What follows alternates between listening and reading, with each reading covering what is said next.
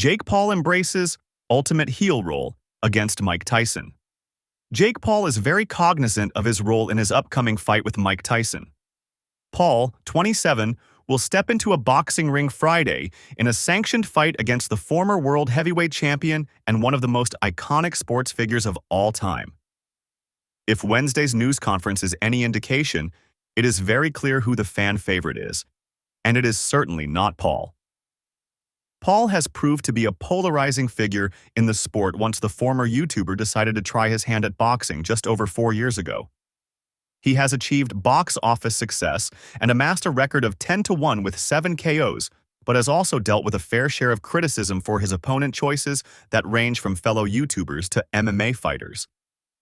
Facing a 58-year-old Tiesson who hasn't competed in a professional boxing match in nearly 20 years won't quiet the skeptics. "I don't care about their opinions because I've seen what people cheer for," Paul said to a room of reporters.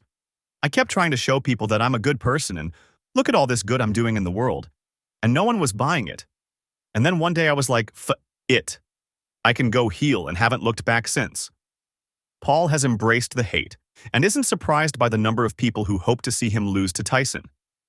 At the conclusion of Wednesday's news conference, 9 of the 12 undercard fighters picked Tyson to beat Paul, and El Gallo challenged those who picked against him to put their money where their mouth is with a friendly wager.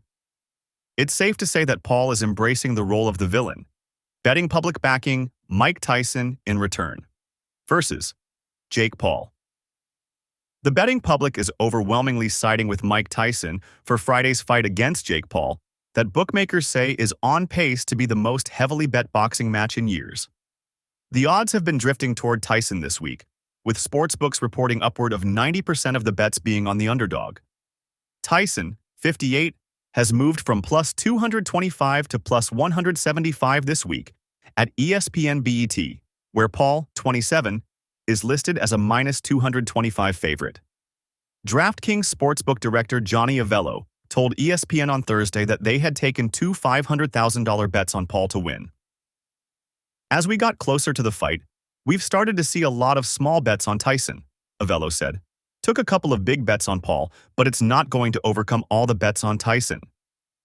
BetMGM said in a release Tuesday that it expects Tyson-Paul to be the most bet-on boxing match in the online sportsbook's 7-year history, and Andrew Babakaitis, a risk manager for the Westgate Superbook in Las Vegas, who oversees fight odds, said he has been shocked by the betting interest. "It's pretty surprising to see how many people are still willing to take a shot on Mike Tyson at this age," Babakaitis told ESPN on Wednesday.